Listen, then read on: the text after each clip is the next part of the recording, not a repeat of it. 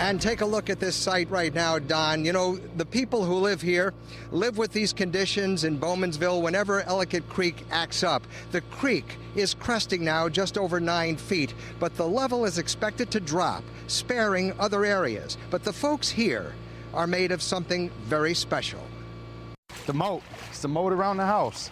Water doesn't frighten Leo Farley, who has lived near Ellicott Creek in Bowmansville for 12 years.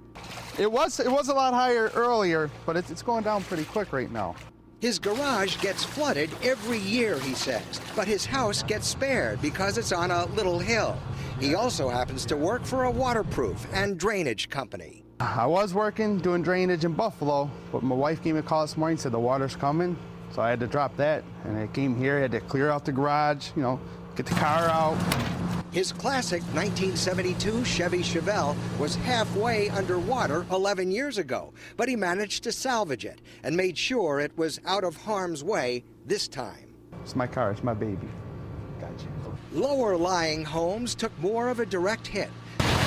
The Bowmansville Volunteer Fire Company became concerned about major potential problems created by the floodwaters. Flooding of numerous basements in the area, utility problems, gas and electric issues. The back of the fire hall was flooded and the land around it. This is what happens when 7 feet of snow melts down. Ellicott Creek looked more like the rapids of Niagara Falls.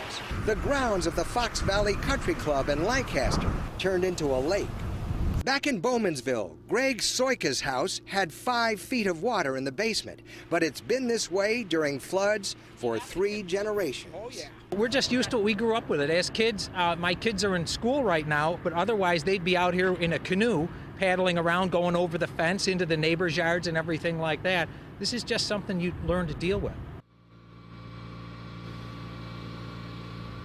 The temperatures will be dropping into the upper 20s, slowing down the snow melt and giving this area some relief. Don?